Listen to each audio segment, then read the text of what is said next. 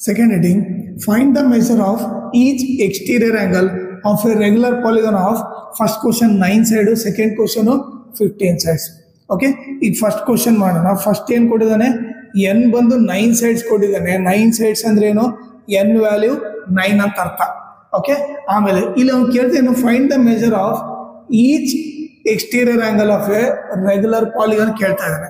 Okay, ನಿಮಗೆ ಅದಕ್ಕೆ formula ಗೊತ್ತಿರಬೇಕು. ಏನು ಫೈಂಡ್ ಔಟ್ ಮಾಡ್ಬೇಕು ನಾನು, each exterior angle of a regular polygon. Okay, ಇದ್ರ ಫಾರ್ಮುಲಾ ಬಂದ್ಬಿಟ್ಟು 360 ಡಿವೈಡೆಡ್ ಬೈ ಎನ್. ಇಲ್ಲಿ ಸೈಡ್ಸ್ನ ನಂಬರ್ ಆಫ್ ಸೈಡ್ಸ್ನ ಏನಂತೀವಿ ನಾವು, ಎನ್ ಅಂತ ಕರಿತೀವಿ, ಇಸ್ ಈಕ್ವಲ್ ಟು 360. ಅಲ್ಲಿ ಎಷ್ಟು ಸೈಡ್ಸ್ ಕೊಟ್ಟಿದೆ, 9 ಸೈಡ್ಸ್ ಅಂದರೆ ಎನ್ ವ್ಯಾಲ್ಯೂ 9 ಆಯಿತು.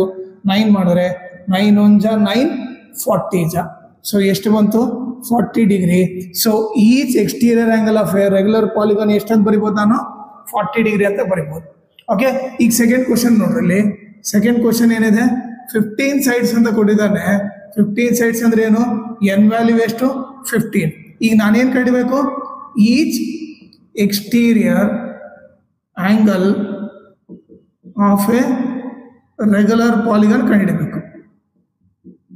ಓಕೆ, ಸೊ ಫಾರ್ಮುಲಾ ಏನು, 360 divided by N. So 360 divide by N value ಎಷ್ಟು, 15. ಓಕೆ, ಈಗ ನೀವು ಕ್ಯಾನ್ಸಲ್ ಮಾಡಿದ್ರೆ 15 1 ಜಾ 15 2 ಜಾ 30, ಎಷ್ಟು ಉಳಿತು, 6, 60 ಆಯಿತು. 15 4 ಜಾ 60. ಸೊ ಈಚ್ ಎಕ್ಸ್ಟೀರಿಯರ್ ಆಂಗಲ್ ಎಷ್ಟಾಯಿತು, each exterior angle of regular polygon ಬಂದು 24 ಡಿಗ್ರಿ ಆಯಿತು.